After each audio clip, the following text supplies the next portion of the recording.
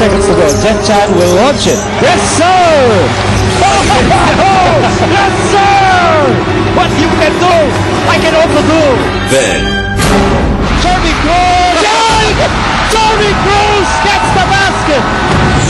the Soul Train took over in overtime. And Saul Mercado answers back. It's a duel. Mano a mano.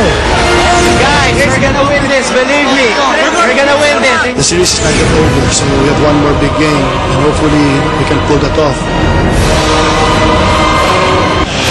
It doesn't get any better than this. What a play! Tonight at the Cuneta Astrodome, another chapter is about to unfold in what is shaping up to be the rivalry of the future. For the third straight conference, for a fourth time, the BMEG, Derby 8 Llamados, and the Rain or Shine Elasta Painters find themselves face to face in another do-or-die scenario. And it looks like the name of the game for tonight's game is Survival. Basketball addicts of the Philippines, hello and welcome to Game 4 of the 2010 PBA Fiesta Conference quarterfinals between the BMEG, Derby 8 Llamados, and the Rain or Shine Elasta Painters. Vito Lasadin here, along with Alex Compton for Solar TV.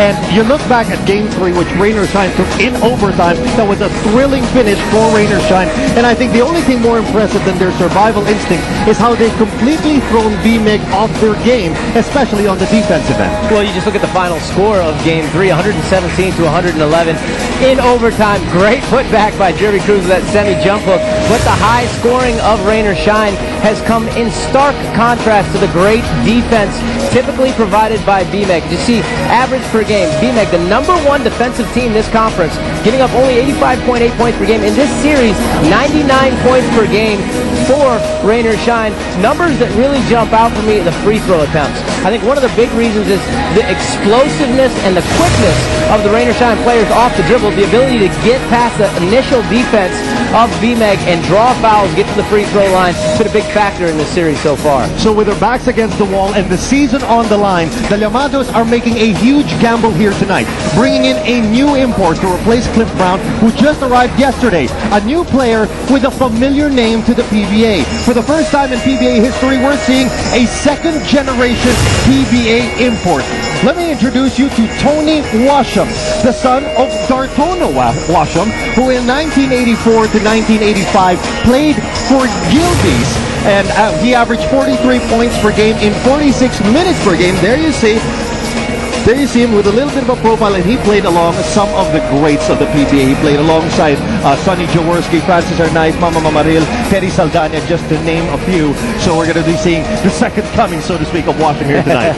Yeah, and what a tough situation to be in, really, for Washam. I mean, to live up to his father's performance for his time in the Philippines in 84 and 85, and then to come into this situation where it's do or die right away, so you don't have a lot of time to adjust to the new plays, the new teammates, the new system. Now, we've heard this guy has quite a scorer, ability to put the ball in the basket. Rod Neely has played against him in Israel, so we'll see what he can provide and if he can live up to the Washam name. Well, he'll be hoping that he inherited that in his DNA. Now, that loss of the BMEG Derby 8 Llamados pretty much outshined the great individual performance of one James Yap, who scored a conference-high 34 points, anchoring an 18-0 third quarter run to help the Derby 8 Llamados come back in the third, but unfortunately, in the end game, just wasn't there. Yeah, well, James has just been doing so much all series. His focus, his scoring ability. They call him Big Game James for a reason. The playoffs, things happen. He steps up and makes plays. He's averaging 28 points a game in a series against who I think two of the best perimeter defenders in the PBA. And Solomon Mercado, Gabe Norwood, Jeff Chan comes in. Rain or Shine have to try to throw everybody they can at James because James is just playing great in this series. Well, Jeremy Cruz and Jeff Chan did in fact open the door for the Rain or Shine Elasta Painters, extending that game to overtime. But the man that closed that game was definitely Saul Mercado, who has been at the core of this Rain or Shine offense. And last game, he was just sizzling hot in overtime. Well, the fiery leader of Rain or Shine, Solomon Mercado, is one of those guys that even if he's having a bad game through the start of the game, in the end game, he plays with such passion that he has the capability of exploding at any time, and we saw that in Game 3. So now the sole survivors of the wild card phase are now one win away from moving on to the semifinals. But the BMEG Derby Ace Diamados with a new import and a new drive are here, hoping to hold court at the Cuneta Astrodome, looking for a knockout Game 5 this Sunday. And we head now to the court for the introduction of the starting lineups.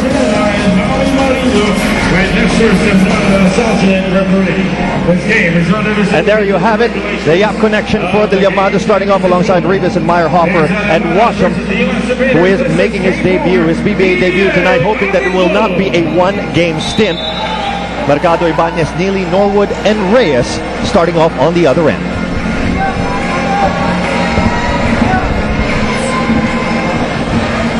Definitely a tension-filled venue here at the Cuneta Astrodome after seeing an exciting first game where we already know that we're going to be seeing a winner-take-all Game 5 on Sunday between Alaska and Ginebra. And the BMEG Derby Ace Diamados would like to make Sunday a doubleheader. Here comes Washam. First jumper. Just rattles out. Big offensive rebound by Meyerhofer. The putback not there. Well, it looked like Washam had the ability to go to the basket right there and decided to take that jump shot quick. So obviously confident in that medium-range jump shot. Long jumper by Neely is no good. Now Washam leading the charge for the Diamados.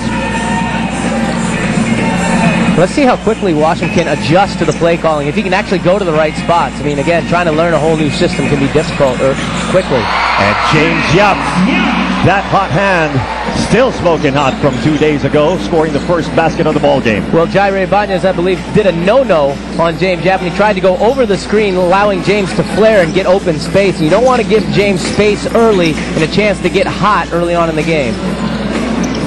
And Neely trying to take Washam one-on-one. As you mentioned at the top of the coverage, they have played against each other once in an Israel stint.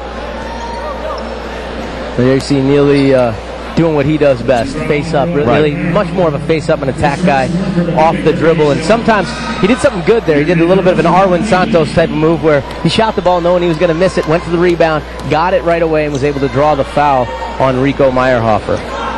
Rod Neely, who top scored for Rain or Shine last time around with 32 points and 10 rebounds. But going back to the gamble that the BMEG Derby Ace Diamados are making here tonight, bringing in a new import, pretty much fresh off the plane, but you're also replacing a guy that just scored 31 points and 23 rebounds. It's always a gamble with imports. You never know. And Cliff Brown, you know, was playing his role. Not maybe a super dominant scorer always, but he was scoring and he was doing a good job defending and rebounding, but not enough to get his team wins. And the bottom line is it's about wins.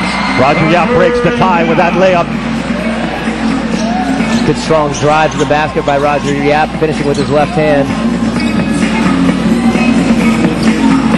Norwood against Meyerhofer. The kick out pass. Ibanez moves in. Baseline. The kick out again. 9 seconds on the shot clock. Neely moves in. Forces it. Gets denied. Tries again. Another denial. Go ahead pass out to Washam against Mercado. Can't score. Mercado doing a good job chasing there and not giving up an easy layup. Open three. That's just short. And rebound pulled down by Meyerhofer. A big role that Meyerhofer is going to have to play with still no Kirby Raimundo to count on and also no Mark Tingnas. Yeah, very big play. Shoes for Meyerhofer to fill. You see Washam fighting on the glass early. Well, one thing you can say about Tony Washam, you're not sure if he's fit into the system, but the hard work is definitely there. Yeah, well, he missed his first 4 shots, but he got 3 shots on that play. Sticking with it. He's drawing the foul, going up here after the head fake and getting J.R. Reyes up in the air. And you know, sometimes the imports just have so much pressure on him. And he just won't. And you said, you got jet lag, you got a new team, you got a new system. It's warmer in the Philippines than in a lot of places, so he's coming into a pressure-packed situation. Now a 5-point lead for the BMEG Derby Ace Diamados. Another long jumper by Neely, misses. J.R. Reyes, nowhere to go. Neely trying to get around the screen. Head straight to the basket. Well, he's just so good off the dribble, and I think the help needs to maybe come a little bit earlier. Sometimes you cut Rod Neely off, he has an ability to make a counter move and get a good look at the basket as he did there. Nice and easy jumper by Rafi Rivas. Rafi Rivas knocking down a rare jump shot. You don't see that one frequently. Approaching the 9-minute mark of the first quarter, still a 5-point advantage for the BMX Derby 8 Gamados. Neely in heavy traffic, he draws the foul. Well, we showed the statistic of Rain or Shine's ability to get to the free throw line throughout the course of this series. They're averaging 36 attempts per game in this series.